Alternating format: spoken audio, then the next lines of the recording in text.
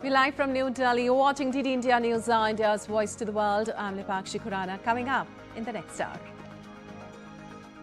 Donald Trump signals shift away from new Iran strikes, says US taking low-key approach towards Iran. Tehran vows to keep Strait of Hormuz closed until US meets demands.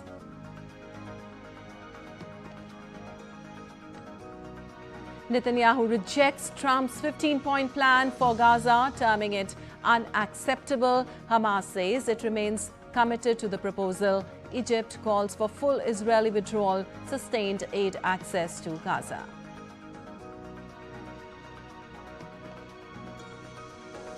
Prime Minister Narendra Modi meets India's Commonwealth Games medal winners, celebrates 39 medal haul with #Cheer for Bharat. Residents warned to brace for the worst as Canada wildfire rages out of control. British Columbia to get federal assistance as raging wildfire forces evacuations. China evacuates 1 million from homes in eastern part as massive storm arrives. Over 1,000 flights cancelled amid top-level alert.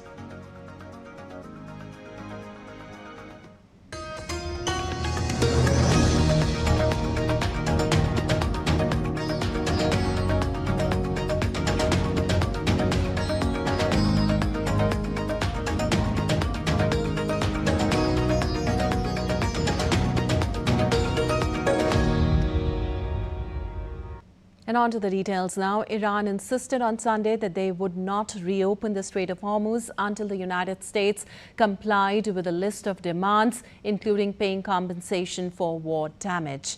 Now, the Iranian Foreign Minister Abbas Araghchi said on Sunday an agreement with Oman on the strait was in its final stages, but repeated that the U.S. must meet other conditions before the strategic waterway is reopened. Araghchi also said Tehran was only exchanging messages with the U.S. via intermediaries.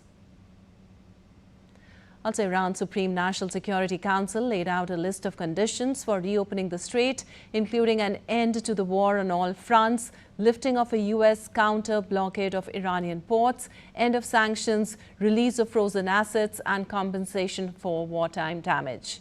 Those conditions echoed the terms of the June agreement, which included a provision to create a $300 billion reconstruction fund for Iran. Meanwhile, U.S. President Donald Trump signaled on Sunday he's prepared to let economic pressure mount against Iran, apparently backing away from ordering more military strikes.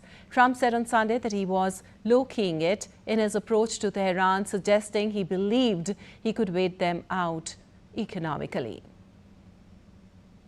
Also, Oman's foreign ministry condemned the repeated attacks without naming Iran. Oman said negotiations regarding navigation arrangements in the Strait of Hormuz are proceeding and warned against any actions that might jeopardize the progress.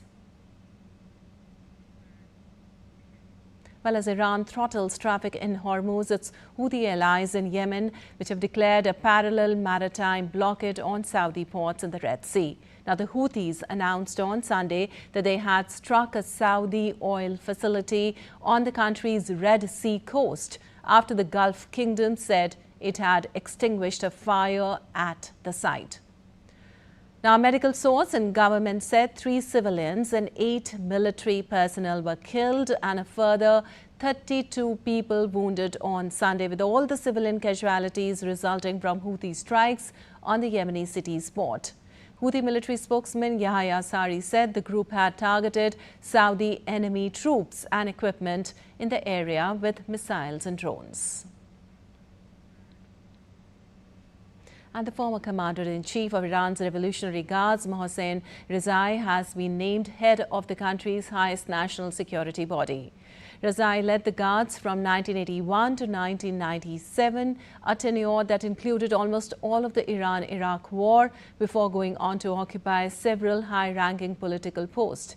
He then served as military advisor to Supreme Leader Ayatollah Mujtaba Khamenei. Rezai also declared in July that control of the Strait of Hormuz was more important than dozens of atomic bombs. His predecessor, Zulgadar, was also a former Guards commander and took up leadership of the council in March. He'll now become a political advisor to Khamenei, according to a statement released by the Supreme Leader's office on Sunday. And for more on this, we have Shubhendu Ghosh joining us. Well, Shubhendu, good morning. With Iran and Oman in talks on an agreement over the Strait of Hormuz, and as also Iran toughens its demands while the U.S. continues to weigh its response, what are the chances of a breakthrough? What's your take? Good morning, Lipakshi. Well, the region, the Iran-US conflict is at the moment going through a very fragile phase of pause. It's not a truce, it's a pause really of strikes on one another's assets. And there are also not direct indications of any direct negotiations taking place between the US and Iran. Although through mediators, through exchange of messages, there is some sort of contact that has been established between America and Iran. And at the heart of it are the demands that we've heard in the past being repeated several times. The US wants Iran's complete denuclearization and opening of Strait of Hormuz without any conditions. On the other hand, Iran is looking for reparations for the damage done in this conflict to Iran, and also a certain influence over the Strait of Hormuz. But what is interesting is that there are a lot of moving parts. If you look at the region as a whole, there is also a parallel negotiation taking place over the control of the Strait of Hormuz between Iran and Oman, which is said to be in the final stages of negotiations. Now, it means that, some of the tenets that we're aware of is that the movement of vessels into the Strait of Hormuz will be controlled by Iran if the deal works out, and the vessels that are exiting will be controlled by Oman, and it's going to be a 60-day trial period. There's not going to be any charges or taxes levied as of now, as far as these negotiations are concerned. These are ways to test the manner in which they can change the manner to control the very strategic Strait of Hormuz, from where about 1/5, 20% of the global oil and gas supply chain passes through. But Strait of Hormuz as a strategic tool continues to be at the heart of this conflict and negotiations, whatever they're taking place. The proof of pudding is really in the eating. We've seen negotiations, even deals being signed in the past, which have fallen apart in an instant when the strikes again began between US and Iran. So we'll have to wait and watch. But there are certain other moving factors that have come into place as well. Houthis and Saudis are also active now in this conflict. There is also another negotiation happening at a little distance, but remains very critical for the region. Israel has denied American peace plan for Gaza, saying that as far as the Hamas, as long as the Hamas does not disarm, it will not vacate, or it will not come out of the zone which is under Gaza's control. So in that sense, all these factors come together for the region and complicate the situation. And meanwhile, there are also these reports of United States running a little low as far as their supply of missiles and arms are concerned. Yes. So the situation, the context is fertile for a deal, but whether it takes place or not, we'll have to wait and watch. Definitely, the situation is very fragile. Thank you so much, Shubhendu, for all that analysis. And meanwhile, the U.S. Department of Defense is pushing defense contractors to speed up weapons production and deliveries amid severe ammunition shortages as a result of the conflict with Iran. Now, according to the memo, Deputy Secretary of Defense Steve Feinberg wrote to leaders of defense contractors on August 5th. He demanded that the firms submit plans within 21 days to drastically speed up weapon deliveries and expand production capacity for key military hardware. Feinberg also asked the contractors to lay out specific plans for capital investment and facility expansion to break years-long development timelines. And amid Gulf confusion over Gulf peace talks, Asian share markets tracked Wall Street higher on Monday, while oil prices crept higher. Brent crude added 0.9% to $84.32 a barrel as shipping through the vital waterway remained at a trickle, while U.S. crude rose 0.7%. The latest revival in fuel cost raises the stakes for the U.S. July consumer price report due on Wednesday, where analysts look for a rise of 0.1% in the headline and 0.2% for the core. Well, Japan's Nikkei rose 0.6% on Monday, while South Korea added 0.5%. MSCI's broadest index of Asia-Pacific shares outside Japan edged up 0.3%. S&P 500 futures dipped 0.1%, while Nasdaq futures NQC1 were little changed, having climbed 5% last week amid a slew of upbeat earnings report. The drop in yields and general improvement in risk had pulled the US dollar broadly lower, with the euro just off a 7-week top at $1.1557.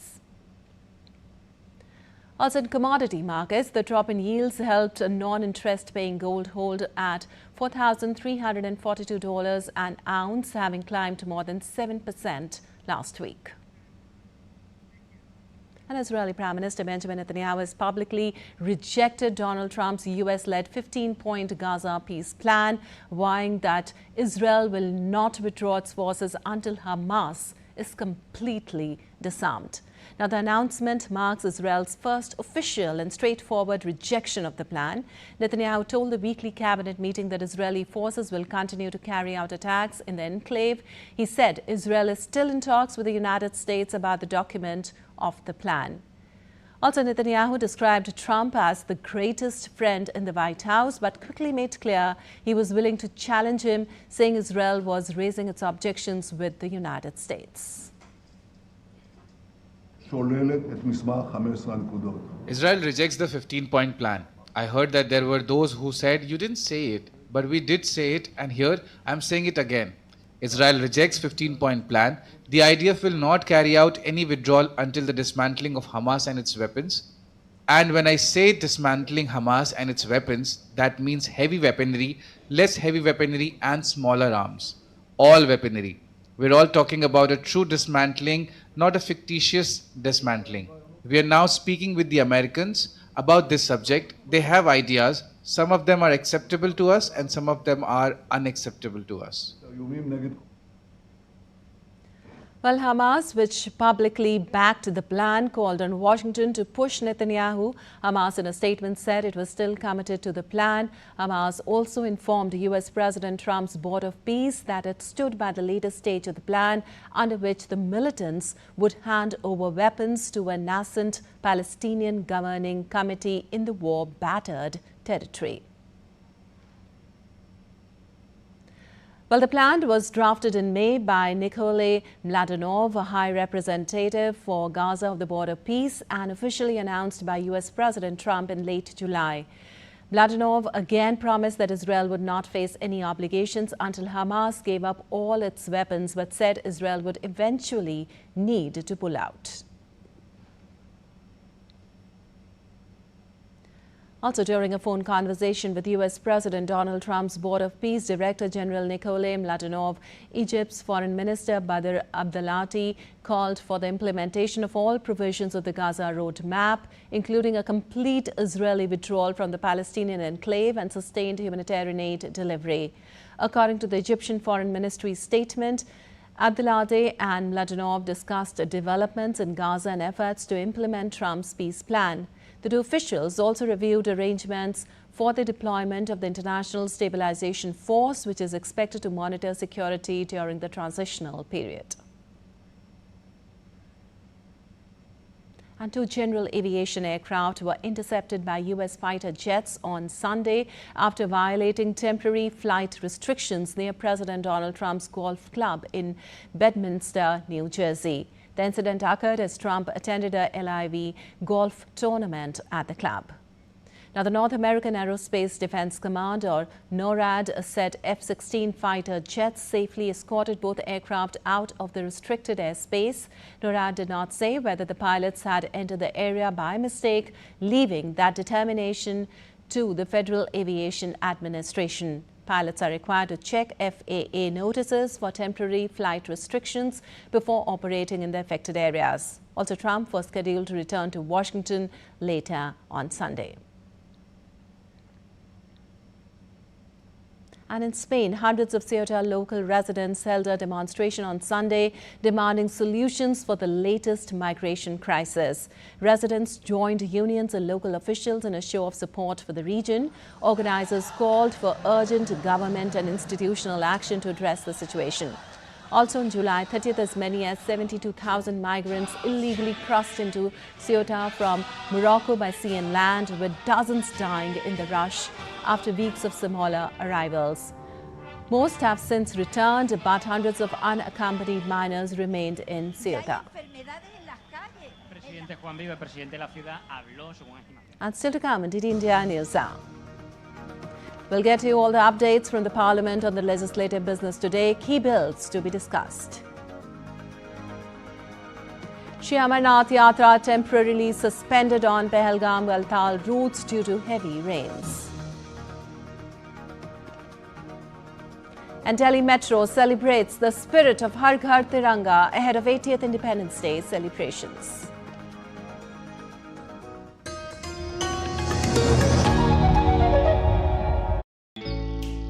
Jharkhand will mesmerize you with majestic nature, rich heritage and colorful culture. Hello.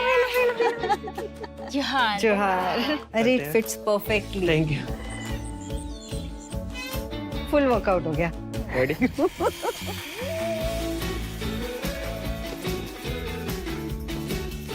Postcards from Jharkhand on National Geographic.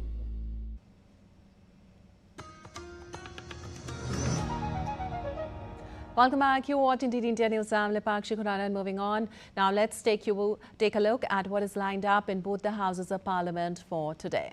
Well, in Rajya Sabha, the upper house, Union Finance Minister Nirmala Sitharaman will move the Bankers' Books Evidence Bill 2026. The aim is to overhaul the colonial-era Bankers' Books Evidence Act of 1891 and bring the legal framework governing financial evidence in line with modern digital banking systems. Sitharaman will also move the Taxation and Other Laws Amendment Bill 2026. The bill was passed by the Lok Sabha on August 6 to update tax rules, attract foreign investment and change digital payment regulations. In the Lok Sabha, the lower house, Union Home Minister Amit Shah will introduce the Kerala Alteration of Name Bill 2026. The bill proposes to change the name of state of Kerala as Keralam. In February 2026, the Union Cabinet had cleared the proposal for the name change. Earlier, the Legislative Assembly of Kerala had passed a resolution in June 2024 to alter the name of the state of Kerala to Keralam. Amit Shah will also move the National Cooperative Development Corporation Amendment Bill 2026. The bill expands the financial and operational powers of the NCDC to strengthen India's cooperative sector, while Mines Minister G. Kishan Reddy will move the Mines and Minerals Development and Regulation Amendment Bill 2026. The bill aims to require central government approval for state-imposed mineral taxes and cesses designed to tighten regulatory control over mineral-bearing lands in India. And for more on the Parliament, we have Vishal Barristow joining us. Well, Vishal, today seems to be a busy day, being the start of another week with key legislations on banking, taxation, cooperatives and mining, alongside, of course, the proposed renaming of Kerala. Tell us what all can be expected. Well, a very good morning to you, Lipakshi. Yes, indeed, the very first day and also the last week's first day. Yes. So it is quite interesting because a lot of business has to be transacted, and we know that opposition has not allowed both houses of the parliament to function. But Yes. Interestingly, today is a very interesting bill which is aimed at name alteration of Kerala to Keralam, which is the Malayalam pronunciation of the state. We know that the Union Cabinet in February and also later the State Assembly has unanimously approved the name change, and today the Union Home Minister is expected to introduce this bill, which aims at the amendment of the first schedule of the Constitution, and thereafter it would go to Rajya Sabha and it would become an act after it gets assent from the President. So definitely this is going to be a big day for Kerala, and now we would be calling it Keralam very soon. And then you have other bills in the lower house. You already mentioned some of them. There are tribunals reforms bill. It is there. Law Minister Arjun Ram Meghwal would be introducing it. Then we have the mining amendment bill, and in the upper house, the bankers' books evidence bill would be introduced by the Union Finance Minister. The lower house has already approved the bill, and it is going to be quite an interesting day. But all eyes on the opposition, Lipakshi, because they have not allowed the parliament to function. And today is the last day, last week, I beg your pardon, of the starting of the last week of the monsoon session. So it would be very interesting to see how the opposition behaves. So all eyes on the opposition. Of the parliament. And moving on, extending a helping hand to a global south partner, India dispatched an 8 metric tons consignment of life-saving and essential medicines to Bolivia in support of its public healthcare capacity. The External Affairs Ministry said in a social media post that India always stands ready to advance cooperation through solidarity and shared progress.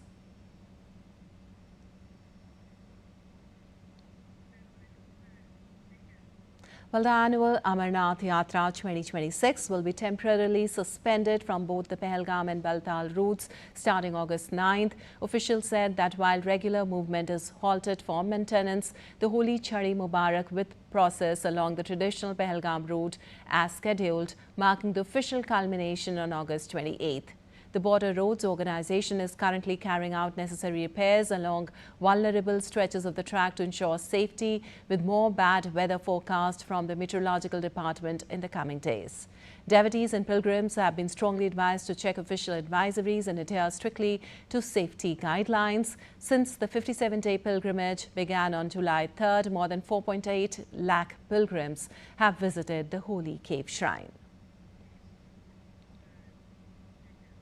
And for more on the Yatra, we have Anis Zargar joining us from Srinagar. Well, Anis, with the Amarnath Yatra suspended due to the heavy rains and track damage, as we know, when is the darshan expected to resume, and what is the current status of the weather as the traditional Chari Mubarak ceremony has to be culminated on the 28th of August? The authorities have suspended Yatra on both the routes due to the severe weather forecast and the ongoing road repair work due to the damages in the recent storms. Jammu and Kashmir is likely to witness an extended spell of rainfall and thunder showers over the next 10 days.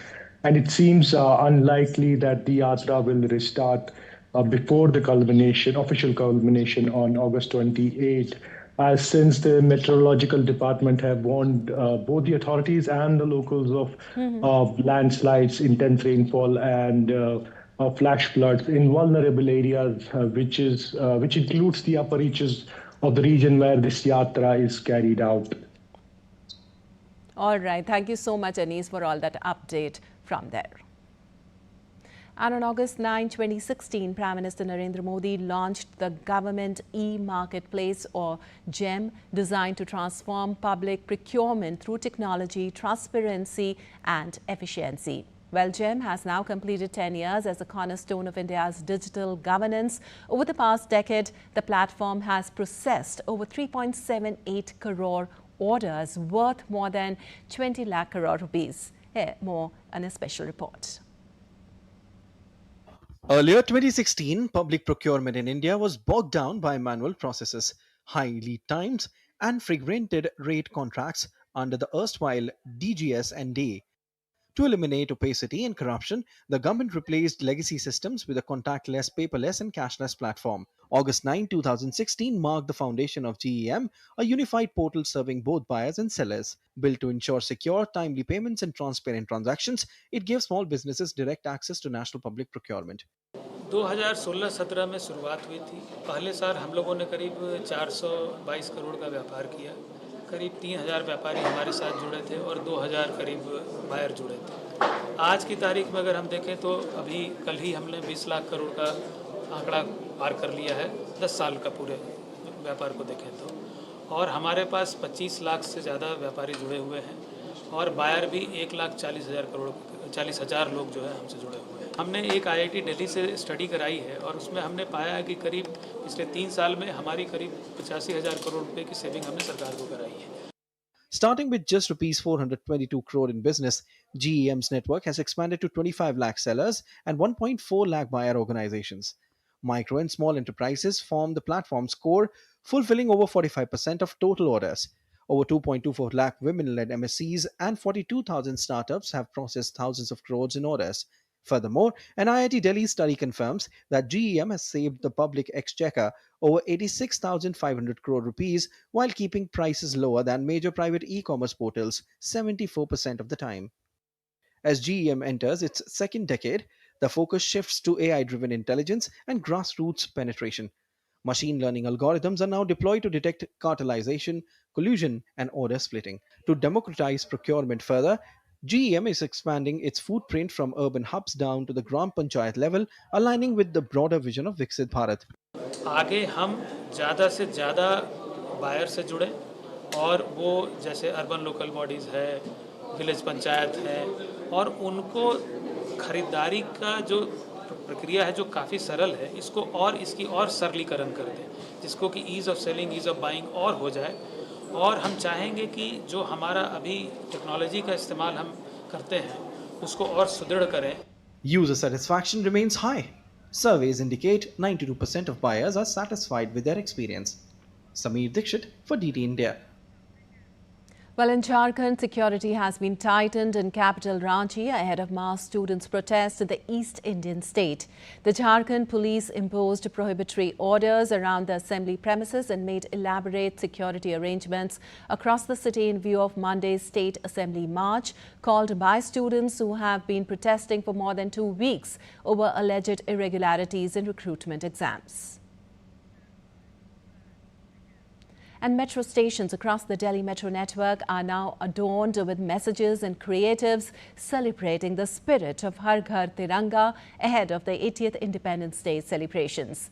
A special metro train wrapped with the Har Ghar Tiranga theme celebrating the spirit of independence was unveiled on Sunday by Delhi Metro as part of the week-long activities which are being organized to celebrate the 80th Independence Day of India. The train is operational on the Delhi Metro network's Yellow Line.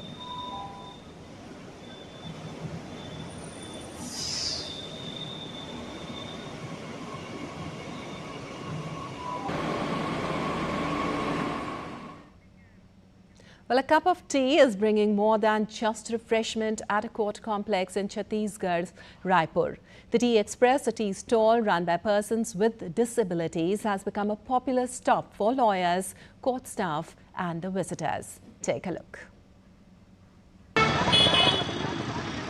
Every morning, a group of determined women arrive at the Raipur District and Sessions Court to begin their day at a tea stall operated by persons with disabilities. The Tea Express serves tea and popular Chhattisgarhi snacks. It has become the go-to stop for lawyers, court staff and litigants visiting the court complex. What began as a small venture with only a few customers has steadily grown into a successful business, providing stable livelihoods and financial independence to its employees.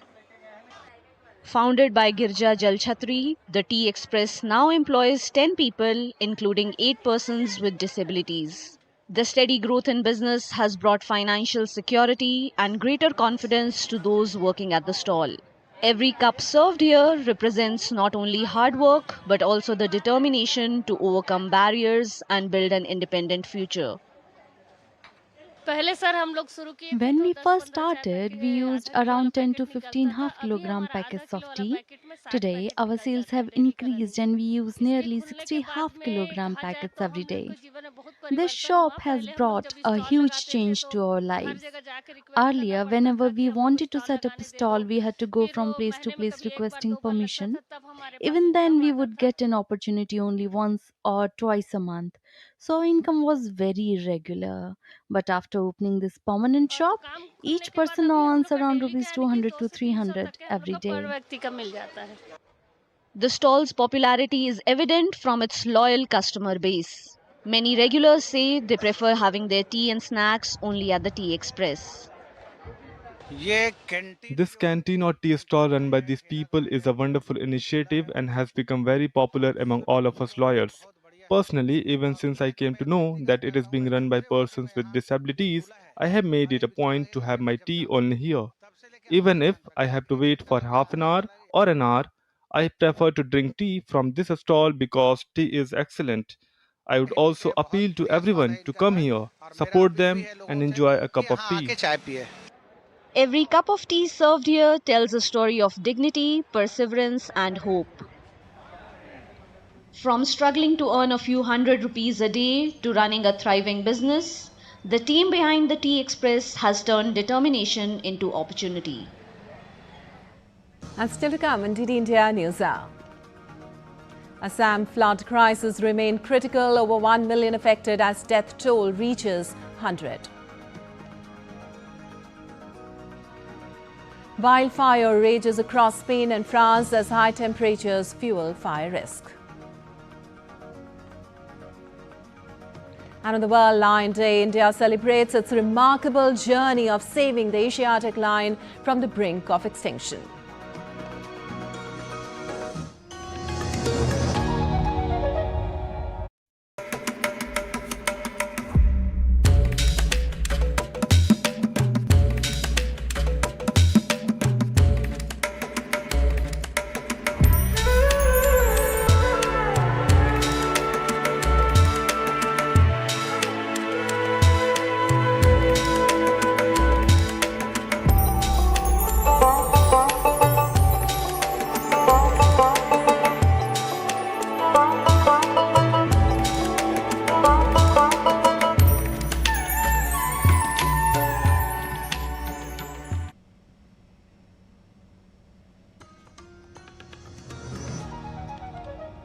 Welcome back. You're watching DD India News. I'm Lipakshi Kuran, and moving on, let's take a look at some weather-related updates now. First up, from India's northeastern state of Assam, where the death toll from the ongoing floods has reached 100 and more than 1 million people affected across several districts. Now, according to the State Disaster Management Authority, floods are currently affecting 10 districts, covering 28 revenue circles and 456 villages. Golaghat is the worst hit district with nearly 70,000 people affected, followed by Sivasagar with around 40,000 and Jharkhand with more than 16,000. Three rivers, Dhansari at Golaghat and Numaligarh at Kushiara at Sribhumi, were flowing above the danger level. Amid the severe flood situation in the state, the central government and the state government are extending continuous support for relief, rehabilitation and medical assistance. And for more on this, we have Kamal Borha joining us from Guwahati, Assam. Well, Kamal, with Assam's flood death toll nearing 100 and more than 1 million people, of course, affected, what is the situation on the ground now and how is the process of rescue, relief and rehabilitation going on?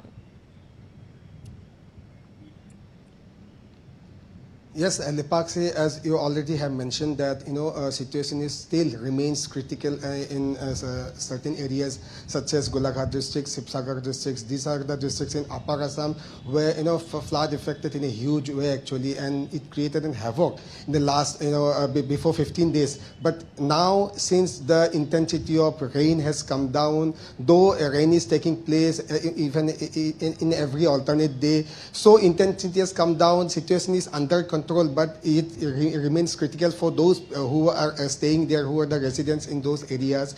But at this moment, government's focus is on, distributing relief to those people, relief materials, essential commodities to those people, and the government is putting all-round effort in these regards. And they have been successful to a great extent so far. The death tolls have been reached to 100, though these are no new deaths actually. These are the confirmed deaths actually, because there are so many people who are missing, and each and every day 1 or 2 deaths have been confirmed almost every day. Yesterday also 2 deaths have been confirmed, and with that only the toll has reached to 100 at this moment. And yes, in some other parts in the lower Assam also, flood is taking place. They are grabbing more areas in the lower Assam. But in Upper Assam, though the intensity has come down, though the situation is under control, it remains still critical for those people people, it's still being challenging for those people who are residing there, who are been affected so far. All right, thank you so much, Anis, for all that update from there. And moving on to updates on the wildfires now. In British Columbia, wildfires burned on hillsides near Summerland, with trees engulfed in flames as residents in nearby Peachland remained under evacuation orders. The Canadian federal government said that it would assist British Columbia by providing shelter and accommodation for residents displaced in regions. The Bald Range wildfire has triggered British Columbia's largest evacuation this summer, forcing more than 20,000 people to leave their homes. Early on Saturday, British Columbia declared a state of emergency after a fast-moving wildfire nearly doubled in size overnight. Meanwhile, wildfire evacuees sought refuge at designated shelters. Many shelters welcomed both residents and their pets, providing food, care and other essential support. Also in Spain, firefighters and members of military emergency unit battled a wildfire in eastern Castellon region on Sunday, which prompted the evacuation of 700 people in the town of Cati. The evacuations were carried out as a precautionary measure and no casualties have been reported. The wildfire has burned at least 684 hectares within a perimeter of 19 kilometers since Friday. Favorable weather conditions could help firefighters contain the blaze, while crews battled other wildfires across Spain. In France, firefighters quickly brought a small fire in the southwestern town of Saint-Jean-d'Illac under control on Sunday. They also contained a small 3-hectare blaze following a massive Gironde wildfire that burned 42,000 hectares and displaced more than 220,000 people. Authorities are cautious to prevent another wildfire in the area, where high temperatures are expected to persist for most of the week. Temperatures are forecast to reach the mid to high 30s, peaking at 39 degrees Celsius in Bordeaux on August 13th. And some updates on Typhoon Dolphin now, which made landfall on China's eastern coast on Sunday, bringing heavy rains and powerful winds, triggering warnings of floods and landslides. Authorities evacuated more than 1 million people from Wenzhou city and opened over 1,000 emergency shelters to deal with the impact of the storm. Air travel was also severely affected, with nearly 1,400 flights to and from Shanghai's 2 major passenger airports cancelled on Sunday. China's National Meteorological Department issued a red typhoon alert, forecasting extremely heavy rainfall in parts of central and eastern Zhejiang province.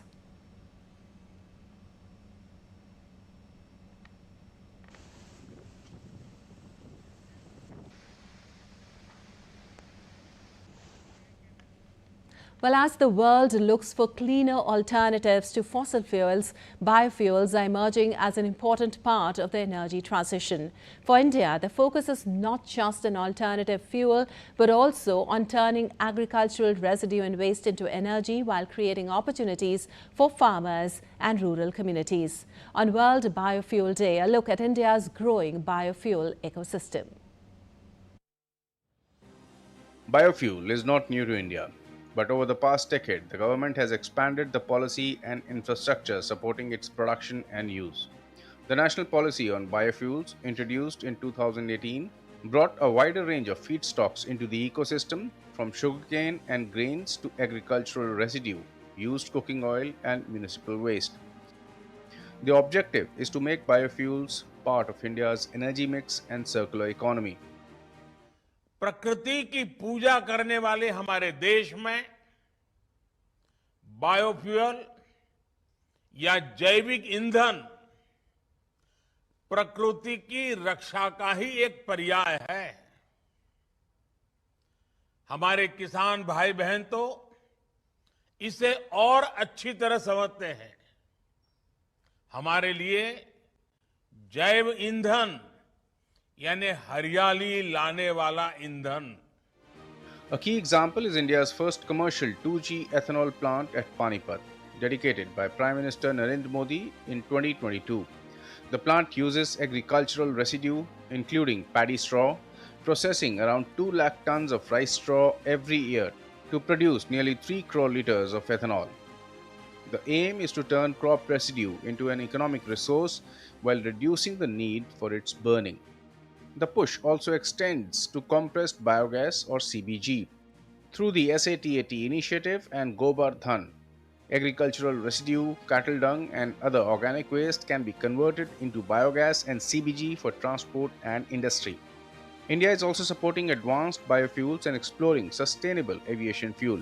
At the global level, Prime Minister Narendra Modi launched the Global Biofuels Alliance at the G20 Summit in 2023 to promote technology, standards, and wider adoption of sustainable biofuels. For India, therefore, biofuels are not merely an alternative fuel. They are also about energy security, waste to wealth, opportunities for farmers, and cleaner energy. As this ecosystem expands, the challenge will be to make it economically viable and technologically sustainable across the entire value chain. Bureau Report, DD India. And on the World Lion Day, India celebrates a conservation success that began with a population on the brink of extinction. Today, Gujarat is home to 891 Asiatic lions, a 32% rise since 2020 and more than 70% growth over the last decade. DD India's Tapas Bhattacharya has this report. A roar that once stood on the edge of silence is today echoing across the landscapes of Gujarat. This is the Asiatic lion, one of the world's most iconic big cats and one of India's greatest conservation stories. For centuries, the lion has been woven into India's cultural imagination. But by the beginning of the 20th century, its number had fallen dramatically. The Asiatic lion survived in just one wild population, in and around the Gir landscape of Gujarat, and that made its survival both a success story and a conservation challenge. The numbers tells a story. In 2010, Gujarat recorded 411 lions. By 2015, the number had risen to 523. In 2020, it reached 674. And the latest population estimation in 2025 recorded 891 lions. That is an increase of more than 32% in 5 years and over 70% in a decade. The number of adult females have also increased from 260 in 2020 to 330 in 2025, an important indicator of the population's reproductive strength. But perhaps the biggest challenge is not just the number of lions, it is in where they are being found. Lions are occupying notified forest, river corridors, revenue wastelands, and other satellite habitat across Saurashtra. One of the most significant development is happening at the Barda Wildlife Sanctuary. Once again, the lion is expanding naturally into a landscape where it had disappeared. After lions naturally moved into Barda in 2023, the population had grown to 17 by 2025, including 6 adults and 11 cubs. From 411 lions in 2010 to 891 in 2025. The Asiatic lion has traveled a remarkable distance. A species once pushed towards extinction is once again expanding across its historic landscape. Tapas Bhattacharya's report, DD India. And still to come in DD India News Hour. Big change in India's squad for the 2 Test series against Sri Lanka. Sarfaraz Khan steps in as injury replacement for Sai Sudarshan. 4 teams qualify for the 2027 FIFA Women's World Cup. And India is bringing back its lost cultural heritage, undertaking the repatriation movement.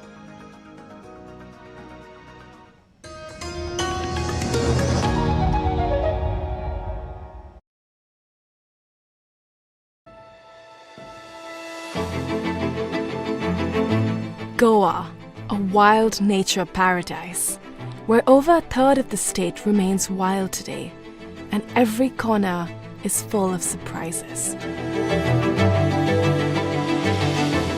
Goa's forests evolve through the seasons. Insects and crocodiles flourish in the monsoon, butterflies in the months after the rains subside, and in the winter, the jungle transforms into a haven for birds. Oh, there's a female right next to him. Oh my God. Is that 8 otters? That's one of my favorite things about these forests. There are still so many secrets out there. Watch Postcards from Goa on National Geographic.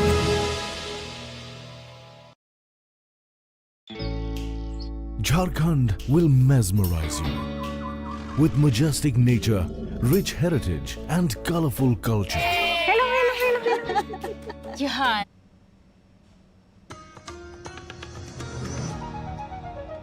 Welcome back. You're watching DD India News. I'm Lipakshi Khurana, and on to some sports news now.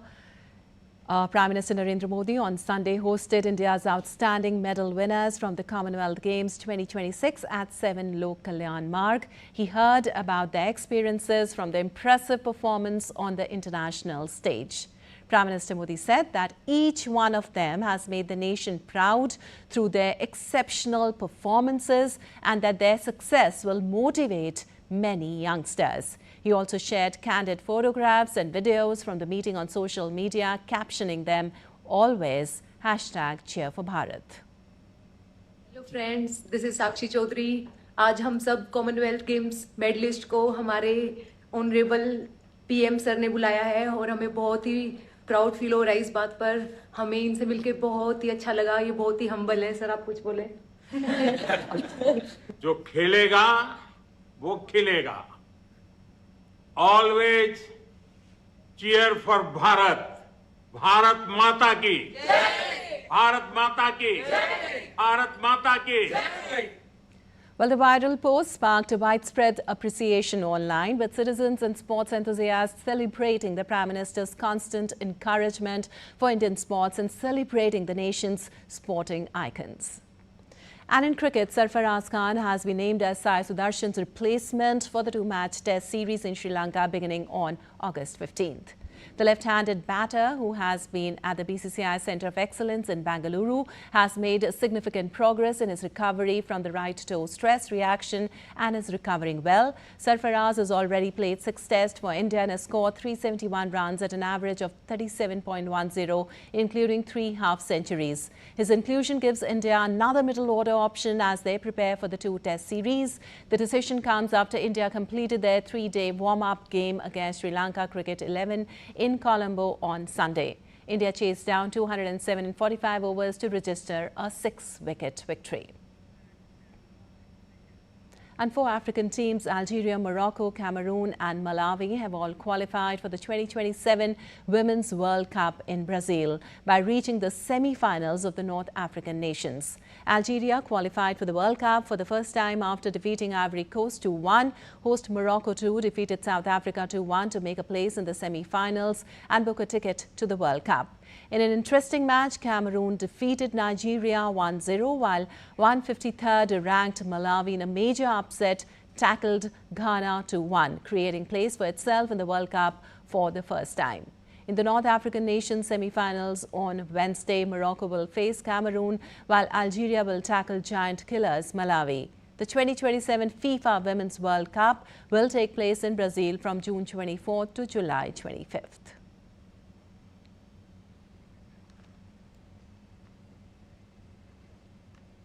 And India is bringing back its lost cultural heritage, undertaking the repatriation movement under which more than 650 stolen or smuggled antiquities have been successfully brought back since 2014 through international cooperation and legal agreements. Well, the efforts reflect government's unwavering commitment towards reclaiming and preserving the nation's cultural heritage under the leadership of Prime Minister Narendra Modi. More in this report.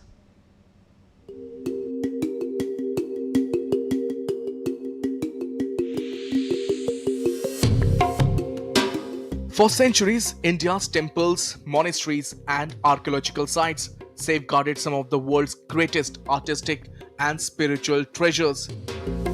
Bronze idols, stone sculptures, sacred manuscripts and ancient inscriptions stood as living symbols of a civilization that spans thousands of years.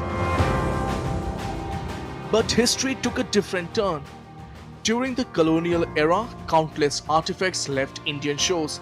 In the decades that followed, organized smuggling networks targeted remote temples and heritage sites. Priceless idols disappeared overnight. Ancient sculptures surfaced in international galleries. Sacred relics found their way into museums and private collections thousands of kilometers away. Today, India is witnessing one of the world's most significant heritage repatriation movement, a determined effort to bring its cultural legacy back home. Under the leadership of Prime Minister Narendra Modi, India has dramatically accelerated the recovery of stolen antiquities. More than 650 historically significant artifacts have been reported. Since 2014, India has accelerated one of the world's largest heritage repatriation drives. On 5th of September 2014, Australian Prime Minister Tony Abbott handed over two priceless Chola-era bronze idols, the Nataraja and the Ardhanarishwar, during his visit to New Delhi. Both had been stolen from temples in Tamil Nadu and illegally exported overseas. Just a few months later, in November 2014, United States returned a set of stolen Indian antiquities, signaling the beginning of a stronger international cooperation against heritage trafficking. In September 2021, during Prime Minister Narendra Modi's visit to Washington, United States returned 157 antiquities, one of the largest single consignments ever handed back to India. The collection included bronze sculptures, sandstone carvings, terracotta objects, manuscripts, and religious artifacts spanning nearly 3,000 years of Indian history. One of the most emotional homecomings came in November 2021. The magnificent idol of goddess Annapurna, stolen from Varanasi more than a century earlier and later traced to Canada, returned to Kashi. The 18th century sculpture was ceremonially installed near Kashi Vishwanath temple, restoring not only a historical artifact but also the faith and emotions of millions of devotees. Another extraordinary symbol of India's artistic excellence is the Chola period bronze Nataraja. Created nearly 1,000 years ago, the sculpture depicts Lord Shiva performing the cosmic dance of creation, preservation, and destruction. Regarded as one of the finest achievements of Indian bronze casting, the idol had traveled through international smuggling networks before finally returning to the land where it was worshipped for centuries. The recovery of India's Buddhist heritage has been one of the most significant achievements of the country's repatriation efforts. Over the past decade, several priceless Buddhist sculptures, panels, and relics have been returned from abroad. Among the most remarkable milestones was the return of the sacred Piprava relics of Lord Buddha in July 2025, nearly 127 years after they were taken out of India. The relics, believed to be among the most sacred remains associated with Lord Buddha, were brought back following sustained diplomatic efforts by the government of India.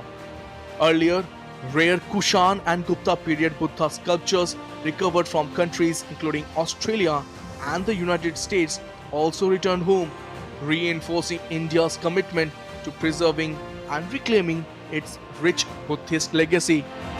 The repatriation effort has also brought back several priceless Hindu and Jain artifacts over the past decade. Between 2014 and 2025, India recovered exquisite bronze idols of Jain Tirthankars, majestic Bahubali sculptures, and rare images of Vishnu, Ganesh, Durga, and other deities from countries including United States, Australia, Canada, and United Kingdom. Many of these masterpieces, dating from 9th to 16th centuries, were traced to temples in Tamil Nadu, Rajasthan, and other parts of India after years of investigation. Among the most historically significant recoveries is the return of the leaden copper plates. These remarkable copper inscriptions were commissioned during the reign of the mighty Chola Emperor Raja Chola I in the early 11th century and later expanded under his son Rajendra Chola I. For centuries, the plates remained preserved at the Leiden University in Netherlands. In May 2026, after sustained diplomatic engagement between India and the Netherlands, the historic copper plates were repatriated to India. Their return marked the homecoming of one of the most important documentary records of medieval Indian history. Experts believe thousands of Indian artifacts still remain outside the country, many awaiting identification and repatriation. They are symbols of devotion, masterpieces of human creativity, historical documents, and living witness to India's remarkable journey through time. Tapush Bhattacharya's report, DD India. All right, that's all for this edition of DD India News Hour, but let us know your thoughts on the news of the day. For those on the go, you can get all the latest news and updates from India and across the world on the DD India mobile app. The app is available on both Android and iOS platforms. Scan the QR code on the screen to download now. We'll be back with more news as it breaks here on DD India. I'm Lipakshi Khurana from all of us here in Delhi. Thanks for watching DD India News Hour.